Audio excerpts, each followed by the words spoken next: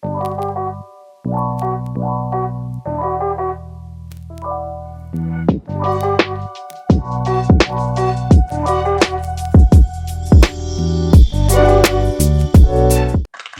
welcome back to the It's All Opinion podcast. I am your host, Nate Spurlin. This is the only podcast that gives you straight facts. And if it's not facts, I guess it's an opinion. Thank you for listening or watching us on YouTube, Spotify, Apple Podcasts, Verbal, Amazon Music, or other DSPs. We want mad DSPs, you feel me? Hit the like button, subscribe to the channel or the page, however you're listening. Follow OldMilk on Instagram and Twitter at OldMilk Media. I am here with the third guest of this podcast series. We have the Black Vaccine here. Oh, yes, sir. What it How you doing today? Man, I'm all right. How about you? Man, I'm doing good. So, this is a conversational podcast. So whatever's on your mind. Well, actually, the first question here is, what is on your mind, the Black Vaccine? Man, greatness, success. You talk all day long, always thinking, how can I better myself, whether it's personal, you know what I'm saying, or just on the business side, bro, every day. Yeah, I feel you. I respect that so much because there's so many people out here who just do things and they don't really think nothing of it.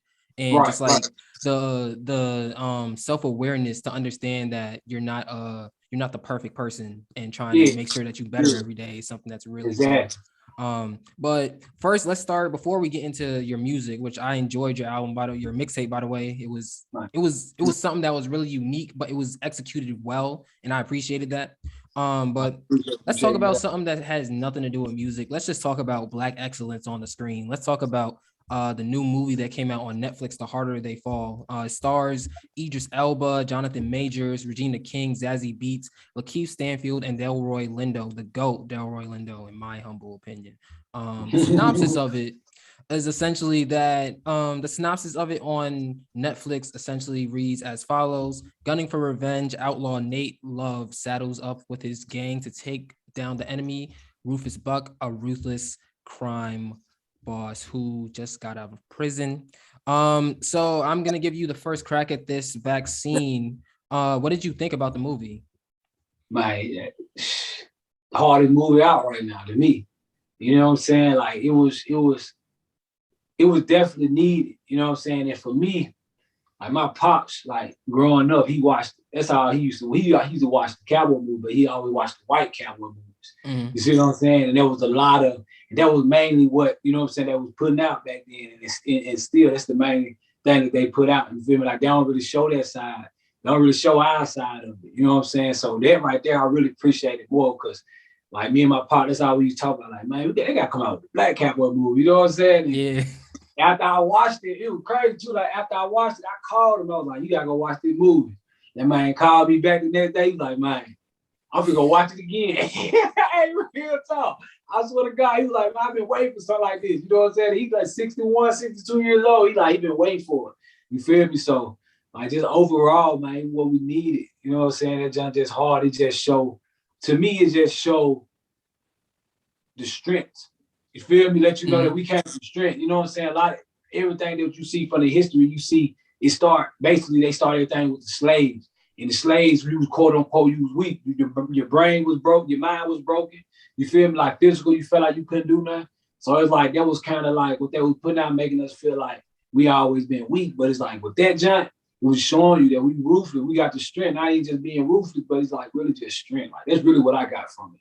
The strength. You know what I'm saying? Showing the strength of our people, bro. Yeah, I feel you for sure. I think that the one thing, and we're seeing this more with like I guess the whole woke movement that's taking over our generation mainly, is the fact that they're not just when you go back, like when you look at all the old hood movies, it's basically the same old shit. It's basically like this man from the hood and his boys are in the hood too, and he's the smart one that could get out, and everybody else gonna stay in the hood, and he's trying to save everybody else. That's basically what it is. And it's like the same thing recycled, or it's the slave movie where it's like it's whatever perspective it's from, it's still based in history, and that's the only two representations that people really see of Black people, or used to see of Black people on the big screen. But now you have things like Watchmen, for example, on HBO. I don't know if you've seen that. Even I haven't personally seen it yet, but Lovecraft Country is something that I people love that really, John. really Yeah, I enjoy. watched that too. I love Jonathan that. Majors came from it too. Yeah, That's the first time I saw his face. The yeah, me Five too. Me too. Bloods. There's just so much black cinema or good black TV out Right. now, and I think Yeah, that this good is just stuff. another example of it. First of all, when you look at the cast, you could tell me you could tell me I'm tripping, but personally, in my humble opinion, right now, the best actor to me is Lakeith Stanfield, because he makes every single role his own, from Atlanta to Sorry to Bother You. Yeah, Like, he's just a really, really good actor. Obviously, you have Delroy yeah, Lindo, you have Idris Elba, you have Jonathan of Majors, course, Regina King, who of is course. finally getting her flowers. Yeah, My favorite fact she about always her, been a great actor though. I mean, actress though. You know what I'm saying? yeah, she also was on Boondocks. She played both Huey and Riley. Oh, she did both of the voices, right? Yeah, yeah, yeah, Yeah, yeah. like, I found that out a few years ago. I was like, damn, that's yeah, like, crazy. she's Ain't nobody crazy talking about that talented. That's what I'm though. saying. Like, she's crazy talented, and I'm so happy that she's finally getting her flowers. And obviously Zazie Beetz, who was in the Joker movie that came out like 2 years ago, and also she's in Atlanta. Lakeith Stanfield's obviously in Atlanta too. So it's just Right, beautiful. This is a beautiful. They never show the black side of history. Period. right. So Period. if you just look at history, you would never suspect that there are black cowboys, that like that was a thing that actually Right, existed. Like, you wouldn't right, know, but things like this actually bring that to the main stage and allow people to understand that, okay, well, it's not just a white person thing, it's a black person thing too. right. It kind of also like destigmatizes certain things, where it's like, um within the community, sometimes because you don't see people doing certain things, it's like, that's a white person thing to do. Like buying Exactly. a I feel horse, for exactly what you're example. saying. You growing up, especially young people too. You know what I'm saying? They be like, yeah, why you acting white? Why you talking white? Why you ain't no such thing? You Yeah. know what I'm So saying? Like real talk. Ain't no such thing. yeah, Ain't no it's such like you just period. talk how you talk, and it's like Exactly. the more you able to see that, the more accepting you'll be of black people doing whatever it More is. stuff. And Yeah, exactly. so it's beautiful. I also think that just the camera angles of it. Oh yeah, it was dope. The whole thing was dope. It's crazy that you noticed that too, because like I was kind of like in the film thing. Like I done shot a few videos for myself, and you know what I'm saying. Like got into the film and did a lot of research on it. And it's like, yeah, once you do that stuff, it's like you get a certain eye for it. Yeah. You feel me? That's Yeah. crazy. Like you said, the camera angles. Yeah, it was Yeah. really dope. Like the Like it was straight up like, you know eye what I'm saying? shots. Like the whole thing was just, it was perfect, bro. It was perfect. Real talk. It was perfect. Yeah. It also gave me I don't know if you ever, because we were talking about Grand Theft Auto before we Right. started shooting. Have you ever played Red Dead Redemption 2? I It got gave me this the jump. same vibe, bro. I ain't played it about 6 months, but yeah, I be on it. The same vibe. Like, the movie's the same vibe of black people, high key. Even when Right, they go to right. different towns and you see the name of the town in the big, like in the big letters on the screen, Yeah, it's the yeah, same thing. yeah. It's the same vibe, and I really appreciated that too. Um, Overall, it's a really good movie. Black excellence on the screen. I don't really know how you could really argue with Come on, that. you can't deny that. Yeah, no, not at all. But moving on, let's talk about music. Um, First of all, what is the origin of your stage name, the Black Vaccine? Oh, it really came from originally. It was the name of a song, you know what I'm saying, that I made. It was called The Black Vaccine. And basically in the song, it was just like I was just talking like we need something to help us make it through what, you know what I'm saying, what's going on. You feel me? In your everyday life. Like whether it's your mom and dad ain't around, whether it's you feel like you ain't good enough, whether you broke, whether you selling drugs, you on drugs, whatever going on in your life, quote unquote, in black urban people life, is like we need something. And for me, I feel like that's something that everybody go to is music. Mm-hmm. You feel me? Like no matter how you feeling, no matter what environment a person in, it's like it's music. Like even homeless people singing to themselves, picking up a guitar and just playing. Like it's always been that music that'll kind of make you feel whole again, even if it's not forever. You see what I'm saying? And that's where the word vaccine come in there, because vaccine is not like a cure. It's something that's for the moment, or something that's kind of there to prevent. You feel me? So for me, with the Black Vaccine, it came into more to play as a stage name when I picked up the guitar. And then when I started playing it, what I was feeling just from the different voices of the guitar, just the different vibrations that the guitar gave off, was like, that shit healing, bro. You know what I'm saying? So I was like, you know what? See, I'm the Black Vaccine. I can be the Black Vaccine. I can put out these different vibes, you know what I'm saying? Not just saying like I tell a lot of people, don't overthink it. You know, don't take it too deep. Don't take it deeper than what it is. You know what I mean? Because at the end of the day, I'm still me. I'm still from where I'm from. I still do what I do. You get what I'm saying? So don't let that step into the way and you say, this ain't what it is because of this. But it's like at the end of the day, I'm a talk street shit. You know what I'm saying? I done live street shit. So it's not like I'm just on some conscious hotel say the world type shit. You know what I'm saying? I don't want people to think it's that. You feel me? Because it's not that. It's just more like with the music. I just want to give people something to help them cope with whatever they're going through for the time being. You feel me? Yeah, I feel you. So in your bio, it starts off by saying self-taught guitar songwriter. The Black Vaccine was born in Memphis, Tennessee. He found a love for music at the early age of 11, where he wrote his first and recorded, his first song. So obviously I just read it. You've been making music since you were 11. When does the guitar come into play for you? Like, when did you start thinking, I need to learn an instrument? I started playing the guitar. It's been a year now. This month made a year. So yeah, I've been playing the guitar for a year. But as far as like just knowing that, being able to play an instrument or just knowing different sounds, like it's always been a part of me. You know what I'm saying? Like, especially with the guitar based off the music that I was raised up off. You know what I mean? Like with the blues and then with the Memphis sound. 3-6 Mafia, Player Fly, Gangsta Black, 8-Ball, MJG. And we always had that guitar in our music, you feel me? So it's always been something that's set with me, but it wasn't nothing that I was like, okay, I'm finna do it till like a year ago. You feel me? But I always been able to write certain music, you know what I mean? Like songwriter at heart, period. You know what I mean? Like if I could just be a songwriter, I do that. You see what I'm saying? Like my career as a songwriter, I'm cool with that. Like, I don't have to be an artist, the face of this shit. You feel me? I can just be a songwriter because that's what I am at heart.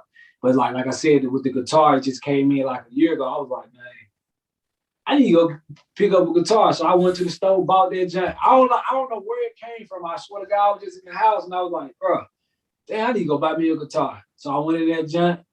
I was like, man, I want the cheapest guitar y'all got. And it was crazy. He was like, I'm going to give you one. He said, I ain't going to give you the cheapest one I got, but I'm going to give you the cheapest. I'm going to let you buy it at the cheapest price. You know what I'm saying? But like, you know what? I'm going to give you something that's going to last for a while. You know what I mean? So my buddy did me that favor. I got home and I just strummed it.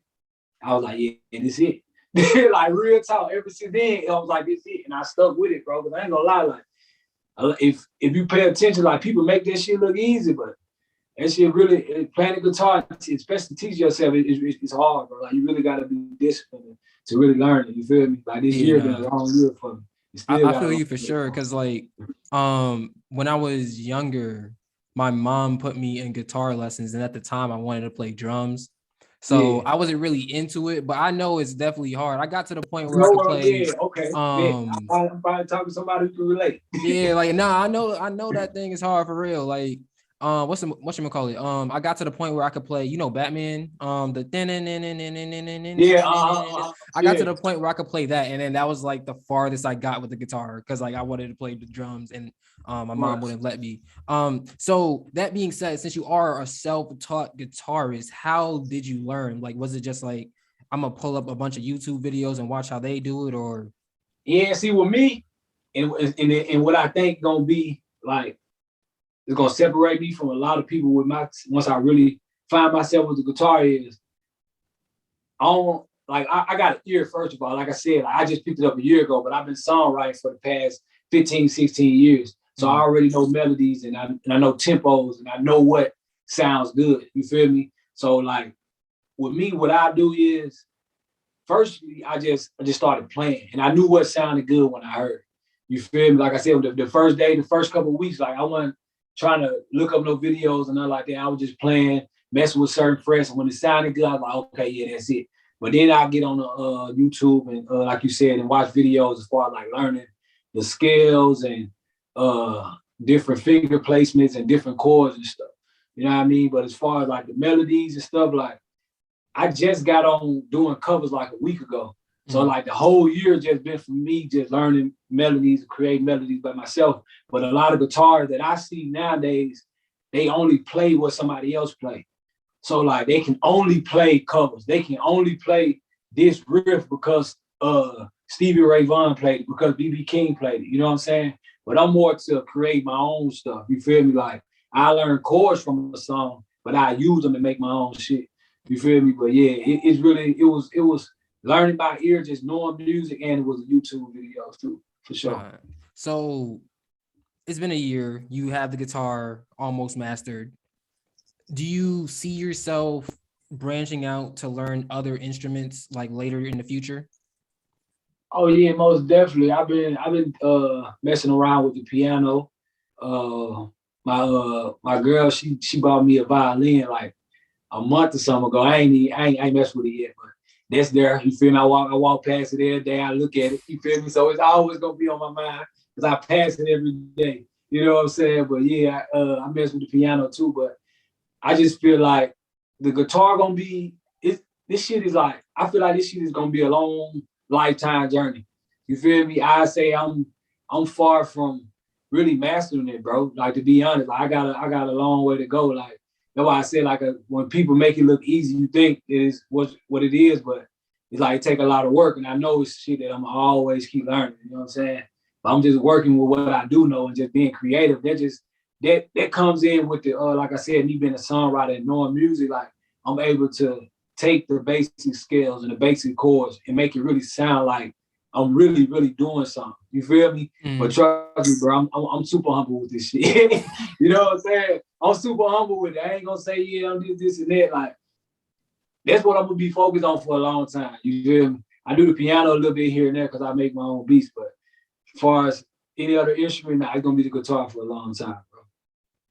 So let's talk about your tape, '03 Lil Wayne. Yes, sir. On the first track, Goat Talk, you say that you want to be as important as Lil Wayne. What necessarily does that mean and look like to you? It look like, well, first of all, what it means is I want what I do. Like I said, it ain't easy.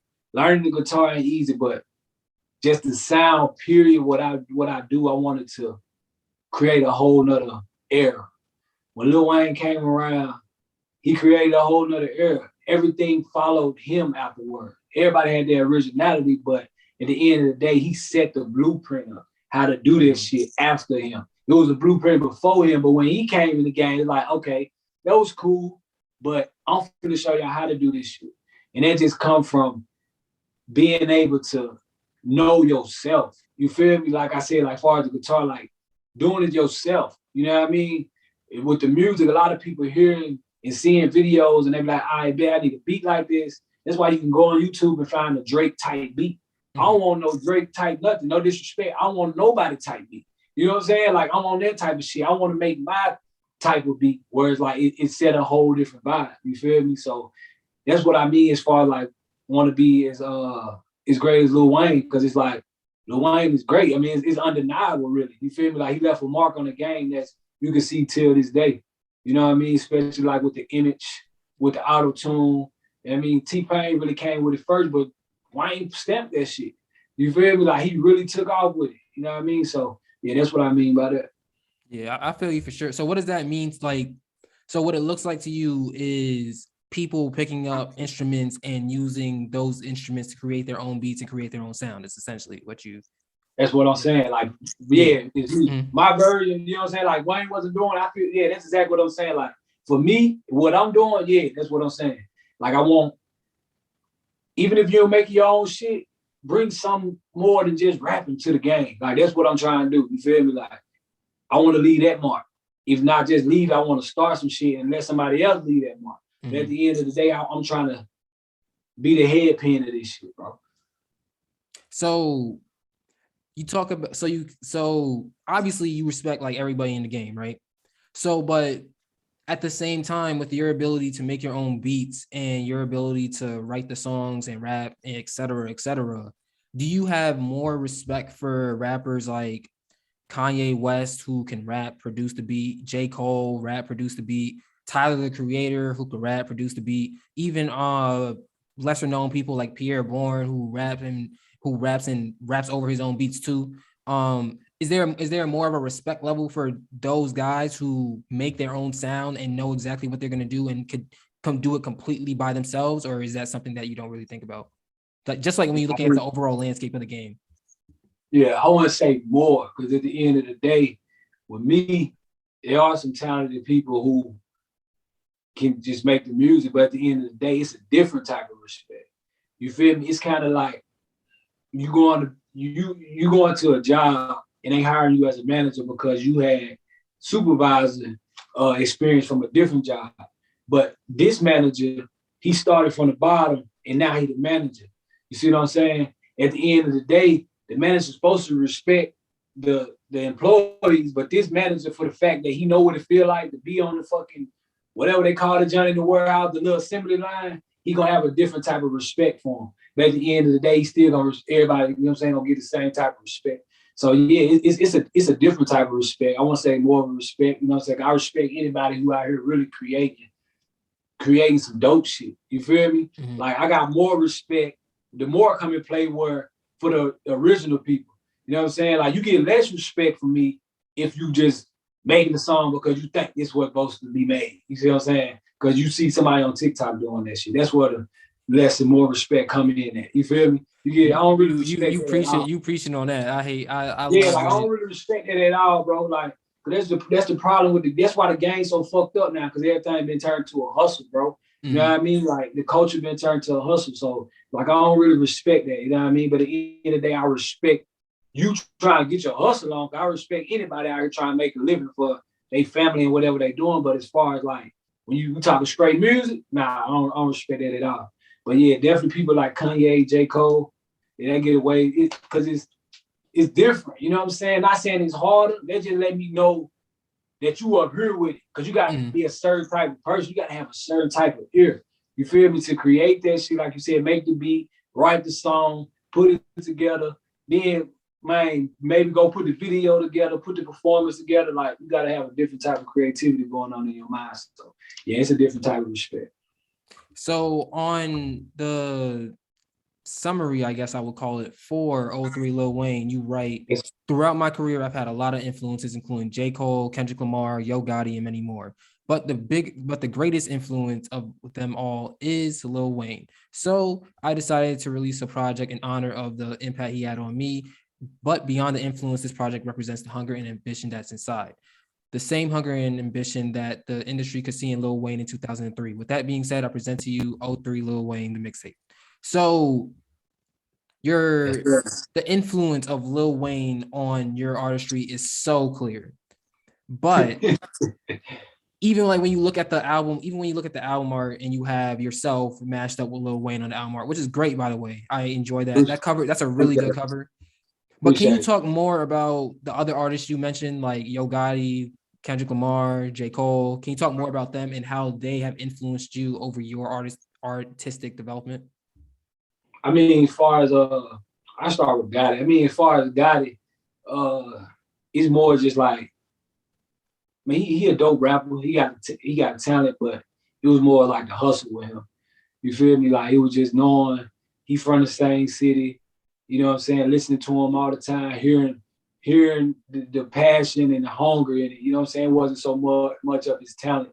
You know what I'm saying? It was being able to relate to the shit he's saying. So they make you feel like, okay, we from the same city. If he can do this shit, I can do this shit. You know what I mean? And then when we get to the Coles and the Kendrick, it's just really, it's the same thing as Wayne, like the lyricism, you feel me? The creativity. Like them guys it's amazing the shit that they do. You feel me? And I got a certain ear. It's like certain music I like to listen to. And it's like certain music that really catch my ear. You feel me? And when I'm listening to them, it's like, damn, I wouldn't never thought of this shit. You know what I'm saying? Like it's shit like that. So it's really anybody who really got lyrics, bro. You feel me? Like it's beyond J. Cole and Kendrick. It's like, because some people I listen to, but I don't really listen to a lot. You feel me? I say Wayne, because Wayne who I used to listen to 90% of the time. I'm gonna be honest with you, like. If you knew me growing up, you know I'm bumping some Wayne. I'm rapping some Wayne. It's Wayne, everything. You feel me? Like, it's just Wayne. He the reason why I started getting tatted. He the reason why the face tats, like, it's a lot of shit that Wayne inspired for me, bro. You know what I mean? So it's all the same type of inspiration if you're a dope artist and if you can really rap and if you're really creative. But like I said, with Wayne, he was just my favorite, bro. Like, it was just something about him that I was like, man, I'm listening to this shit. I don't want to listen to nobody else for it. So can we just take a step back and be Kendrick fans? Like, join me in this experience of being a Kendrick fan, right? Yes, sir. Yes, sir. All I'm gonna say is that his verse. Did you hear his verse on Family Ties with Baby Keem? Of course. Personally, I think that's the best verse of the year, and I think that's all I need from him for him to continue to establish that he's the best. I'm waiting, bro. I ain't gonna lie. I'm waiting on it. I'm waiting. He need to go and drop the album, bro. You know what I'm saying? Kendrick is Kendrick, bro. I hate when people compare artists. You can't compare certain artists. Like, leave that shit alone when it comes to certain artists. Don't compare Kendrick to J. Cole. Don't compare Kendrick to Drake. Don't compare Drake to J. Cole. You know what I'm saying? Like, I hate when people do that shit because you cannot do that. You feel me? They both great artists. Just say that. You know what I mean? But Kendrick is Kendrick. Can nobody do what Kendrick do, bro? And that shit crazy. Like, it should be crazy, bro. I remember when To Pimp a Butterfly came out, I was on some Wayne shit with that. Like, that's all I used to bump, bro, all day long, back to back to back to back. Me and my partner was talking about that shit. He was like, bro, you ain't never cut that shit off. Never. It was just that good. It was nothing else out there was like that. You feel me? Like, so, if you had to rank Kendrick's last 4 projects, Section 80, Good Kid, Mad City, To Pimp a Butterfly, and Damn, how would you? What's the ranking on that? Okay, you said, we got Section 80, Good Kid, Mad City, To Pimp a Butterfly. All right, we got To Pimp a Butterfly, Good Kid, Mad City, Damn, and then Section 80. Because, like, with the Section 80 last, that's crazy. I got it last only because I'm gonna be honest, I wasn't all the way into Kendrick when he dropped it. You see what I'm saying? So I haven't really sat down and, you see what I'm saying, vibe with it. Like, Section 80, which album? What is the ADHD on that, John? Yeah. That's when I first got on Kendrick, because I had a partner. It was this black dude, his girl, I think he had a white girlfriend or something. But she came, we was smoking, and she came, she was like, hey, listen to this dude. I'm like, who? She's like, some dude, Kendrick Lamar or something. I forgot what she said. I think she said his name wrong. And then we were just smoking and then I was high when I heard the shit, and I was high too. I was like, yo, this shit is crazy. Real talk, you feel me? So that's when I was like, I'm gonna bump this, but I ain't bump the album. You feel me? He was like, I just want to hear this song because this what got me. You know what I mean? Because I was still on my Wayne shit then. You feel me? Like, I was still on my Wayne shit when he was coming out with the Section 8. I was on Wayne hard. But it was like, I ain't really get to listen to that. But the Good Kid, Mad City, the Damn, and the To Pimp a Butterfly, like I said, that one right there, my top. I was bumping that shit all day. So it gotta be number one. To be honest, I still be listening to Section 80 to this day. That it's just so beautifully. You have ADHD, like you mentioned before. Hold on, let me pull up the track list because I don't know. Yeah, I'm curious what's on. Yeah, I got you. I heard a lot of those songs by themselves though. He also took a song off it too recently, I think because of like some sample clearances or whatever. But so it starts off, fuck your ethnicity, hold up, ADHD, no makeup, Tammy song, chapter 6, Ronald Reagan era, Poe Man's Dreams, chapter 10, Keisha song, Rigor Mortis, Kush and Corinthians, Blow My High, Absol's outro, and High Power. So I done heard most of them songs. It's crazy as hell, bro. I swear, like probably like 3 or 4 of them songs I ain't heard, but I done heard most of them songs by themselves. You might have to reconsider, bro. you might have to go back and bump it. Like, I done heard most of the songs by themselves. Like, yeah, he was going crazy, but that's the thing that with a lot of artists though, bro. You always hear it in the beginning. You feel me? It's always in the beginning because you so hungry. That's just a human nature. You gonna get comfortable, bro. You feel me? Not saying he just all the way comfortable, but like, you know, that's what it do. Be them first take, not them first. Cause I know he had music way before that, but it be them early days, bro. It's great music for sure.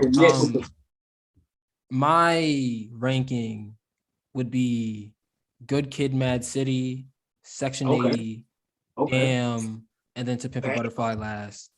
Damn. For the same reason as you, kind of, because like you said, you ain't really bumped Section 80 like that, like when it first came out. I've grown to like To Pimp a Butterfly and recognize it as the classic album that it is. I'm gonna tell you what it is, though. I'm gonna tell you what it is. It's like for me, I ain't mean to cut you off. I'm gonna tell you what it is and why it's for me, why it's my number one. Because now that I'm thinking about it, because I'm like, I heard some of them songs. Now that I'm thinking about them songs, yeah. As far as like lyric wise and rating of songs, yeah, Section 80 was harder to Pimp a Butterfly. But To Pimp a Butterfly, you press play and you let it go all the way to the end. It's like watching a movie. Mm-hmm. See what I'm saying? Mm-hmm. It's one whole movie. You feel me? And it's kind of like with the Good Kid, Mad City too. So that's why them two in my top, because I love the creativity of making one project whole. Damn, too, though. That's the type of shit. Damn in there too, though. You could play that. You could play it that way and that way. You could play it both ways. But you can tell where it came from. I feel what you're saying. Yeah. That's fact. That's fact. Damn is in there too. Damn is in there too. I encourage you to listen to Section 80 and like I'm gonna do it. The first, and then hit me back up, and then because I feel like it might change a little. I'm gonna do it. But the one thing about To Pimp a Butterfly for me that I just can't get over my initial reaction, like when I heard it, because like I'm in high school and like, you know, like it's all cookie cutter like hip hop stuff, and you don't really know like you haven't really grown into yourself yet as a music lover in high school. Like you still like trying to see new stuff. So when he first dropped To Pimp a Butterfly, I was like, I didn't the funkiness of it kind of threw me off, and I was like, yo, like Kendrick, what you doing over here, homie? Like.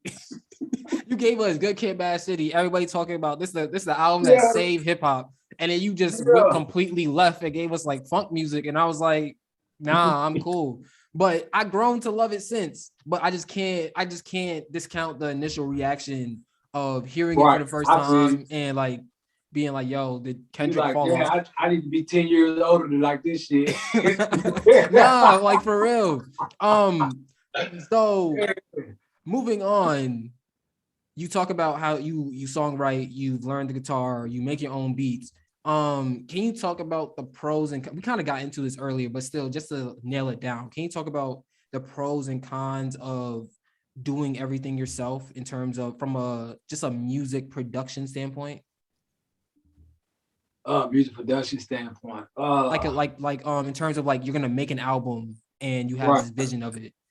So what are the pros and cons of like the doing everything yourself? Right. I'm trying to think of the cons because I know the pro. I'm gonna talk about the pros first, and maybe the cons will come to my head. But I mean, like as far as the pros, is like shit.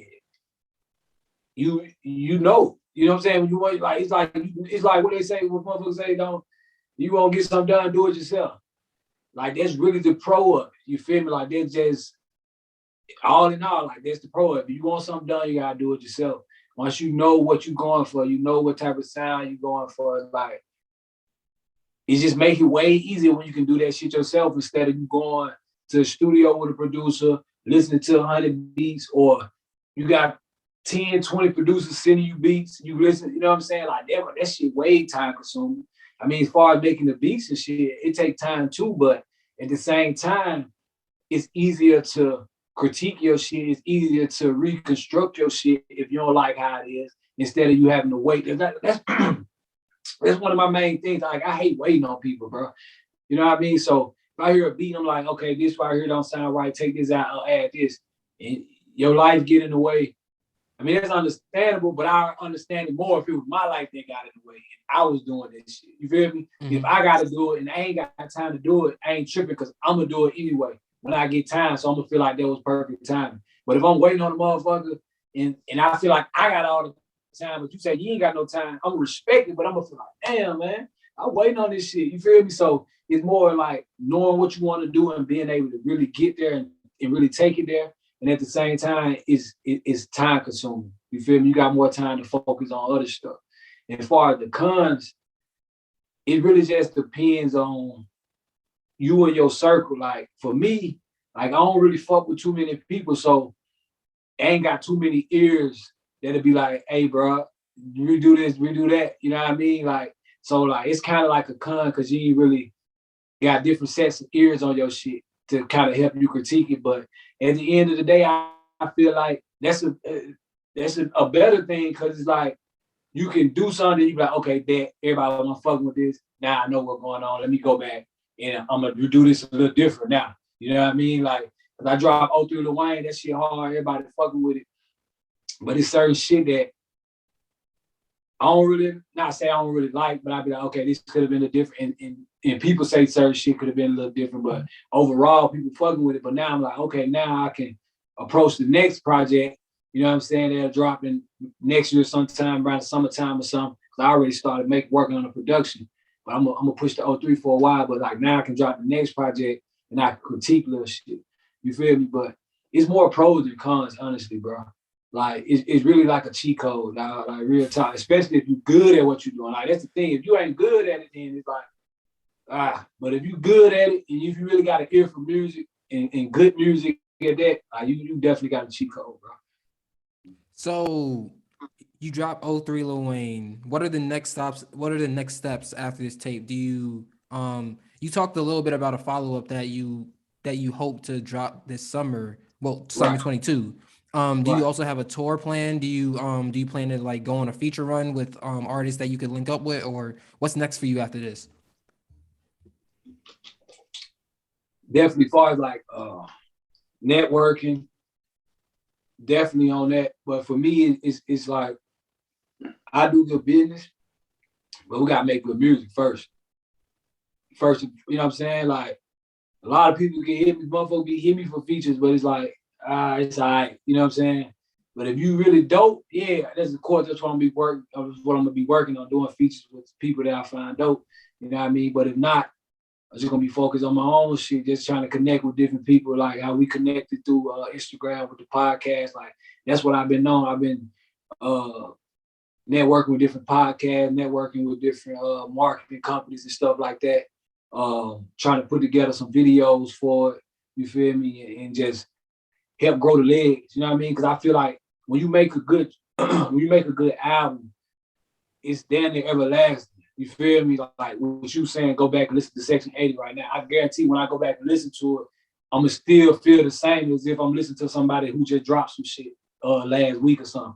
You feel me? So with my shit, I feel like with the right marketing, that's my main thing just throughout my music career. Like the marketing always been down here for me. I got the talent, I got everything else, but it be the marketing. So that's really what I'm focusing on right now, trying to master the marketing of this project, and at the same time, like I said, working on a follow-up project that'll come with a different vibe, with a more summertime vibe. I'm not saying it's gonna be like a quote unquote Memphis artist that's coming out now, but it'll be more of it'll have a little bit more up tempo to it. You feel me? It's still gonna be me. You know what I mean? But it definitely ain't gonna sound like nobody else shit. Like, you know what I'm saying? It's definitely gonna be me, but it's gonna be more for the summer. You feel me? And just really showcasing what I'm gonna learn in the next 6 months. Like I said, especially with this guitar, every day I'm trying to learn something, if not every week, for sure. You feel me? So I know in 6 months, my guitar skill level gonna be way higher than what it is now. So I definitely got to showcase that on the next project and get out here. And another thing I'm gonna be doing, whether if it's gonna be real shows in clubs or whatnot, I'm gonna definitely be out here with setups, bro. You feel me? Like what's one thing with the guitar, I can take it wherever, whether it's shopping malls, or what, not just shopping malls, but like in Atlanta, they got different little shopping strips and shit. Like different cities, they got shopping strips that's busy where you can go outside and play and shit. Like that's something I want to do. I want to just really go out, because I ain't really just did no performances yet with the guitar. You feel me? It's all been just straight digital. Now I feel like, okay, once people really get to see this shit for themselves, it's gonna be different, other than just hearing the guitar and me saying that I played that guitar on there. You feel me? I really want to get out here and show these folks like, okay, this is what it is. You know what I mean? But yeah, it's definitely marketing for the 03, man, from here on out. So aside from Lil Wayne, Yo Gotti, Kendrick Lamar, J. Cole, aside from those artists who you list as inspirations, Right. what other artists would, if you couldn't pick those, who would be the dream collab artist? If I collab with this artist, I'm set. The dream collab, of course, Drake, the super dream collab. That's the super cheat code. Nigga get a Drake feature, you cheating. You know what I'm saying? It's like nigga LeBron on 2K. You feel me? You can't do that, bro.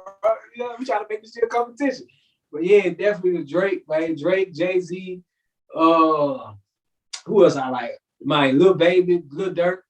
Like them, like as far as young artists, like them my top 2 young artists, Lil Baby, Lil Durk. Another dope artist that I just started listening to after he dropped his last, John Common, When You Get Lost, Tyler the Creator. Like, it be artists that dope, but they don't, you gotta drop a certain type of project. Yeah, you gotta drop a certain type of project. I'm gonna tell you what it was that got me though. I came across the Lord Squad like a month ago. I watched like all 4 seasons of that shit. I was like, bro, this nigga here crazy. That bro, show is hilarious. I was binge watching that shit, bro. You know what's my favorite skit on that? You know the one when they do the scare beyond straight, and then the dude like, it smell like bitch in here. Oh, y'all smell like bitch to me. That shit be having me weak. Shit OD, bro. Like damn it, everything on that shit funny as hell, bro. So like that made me go listen to his album. When I heard that shit, I was like, yeah, really nice. You feel me? Like man, he really can spit. You feel me? Like he giving me them Joey Badass vibe. I used to fuck with Joey a lot too growing up. You feel me? But yeah, like I said, definitely anybody who really true to themselves, not just to themselves, but true to the culture, bro. Who really trying to, he ain't got to be the best, but I got to be able to hear that shit that you giving your best. You feel me? Like real talk. Because you can just put everybody out their name on different platforms, but all of them still got a certain type of drive and a certain type of uniqueness to them that I respect. You feel me? So last thing before we get to the last segment of this podcast, and this has popped up in my head. Did you listen to, as someone who plays the guitar, did you listen to Young Thug's last album, Punk? I did not. Nah, all right, fine, forget it. Essentially, all I'm gonna say, and I think that it might be something that interests you because like you play the guitar, it essentially sounded like one of the best case scenarios of someone taking trap music and folk music and putting it together. So like, you know, like Young Thug is like, he's very experimental. Like go back, look at Beautiful Thugger Girls, where he did that with country, kind of. Like he essentially did that again. And in my opinion, it's the second best album of the year, but behind Tyler the Creator's Call Me If You Get Lost. Right. Nobody's really doing stuff. I'm gonna have to check that out. Yeah. So that's another thing too. Is like with me, he ain't gotta be the best lyrics or nothing. Like as far as like the creativity, that sounds like some shit. Like you say, ain't nobody really doing it. So I have to check that out. I ain't listening. Let me know what you think too. I got you. I'm gonna bump that, and I'm gonna go back to the section 80. Yeah, I definitely got to bump that section 80 for real. I'm sitting here like, damn, bro. I done heard some of the song for sure. I have to just sit to it, listen to it as a whole body of work and see how the song transitions. Yeah. So the last segment here is the opportunity for guests to talk their shit. So essentially, I'm gonna give you a minute, and you could just say whatever and have a blast. I'll step back. I'm done. Man, talk my shit, man. You know, I ain't really gonna pop too much shit. All I'm gonna say is go check out the music. You know what I'm saying? Like, I'm a humble beast. You feel me? When it's time to really pop that shit, I'm more so we gonna pop off when we pop some shit. You feel me? You ain't gonna know I'm finna pop off because I ain't gonna pop no shit. You know what I mean? But anyway, man, shit, go listen to the music. For real, man. The 03 Lil Wayne out right now. Go bump that shit, you know what I mean? I guarantee you ain't nobody sounding like this. You feel me? Like, I'm slick peeping motherfuckers trying to jock the swag. I'm slick peeping motherfuckers, you know what I'm saying? I ain't gonna say jock the swag. I'm people a little inspiration. I know they watching, you feel me? So if you watching, you know what I'm saying? Hey, keep watching. Hope this shit make you want to cut out the bullshit. Get off the internet before you make your song, nigga. Stop making songs based off of captions and off of viral dances and shit. You know what I'm saying? Really get in the booth and really make some shit, man. You know what I'm saying? Like, there's a lot of dope niggas out here who making bullshit. It's like, bro, we tired of hearing that bullshit, man. If I gotta come kick the door in and wrap all you niggas up, put you in the closet while I take over this shit for a minute and let y'all back out. I'm gonna do that shit. You feel me? But just know I'm here. I'm finna take over this shit. Like real talk, finna take over this shit. So everybody who watching this shit, remember the face, remember the name, the Black Vaccine. I guarantee you ain't gonna hear nobody else like it. So when you hear it, you gonna know it's me. When you see me, you gonna know it's me. You know what I'm saying? But overall, like, it's my time. You see what the shirt say, we need a Black Vaccine. I'm finna get these motherfuckers what they need, man. For real, for real. You can listen to the Black Vaccine's 03 Lil Wayne on Spotify, Apple Music, and Audiomack. And you can also connect with the Black Vaccine on Instagram and Twitter. I will have all of those links in the description. Thank you for joining us. Well, joining me. Yeah, sure, man. I appreciate you having me. The Black Vaccine, don't say if you don't say the whole thing, you know what I'm saying? For real. Like a Pip Link slipback from Boondocks. Hey, real talk. Real pimp shit, man. That's that Memphis shit, you know what I'm saying? You got to talk a certain way. Put the words together, man. For real. So that being said, thank you for watching. Thank you for listening to It's All Opinion, the It's All Opinion podcast, episode 3. We are done. Like and subscribe. Please follow OldMilk on Instagram and Twitter at OldMilk Media. Subscribe to the page and stay safe. Wear a mask. Wash your hands. So yeah, thank you for listening. Thank you for watching.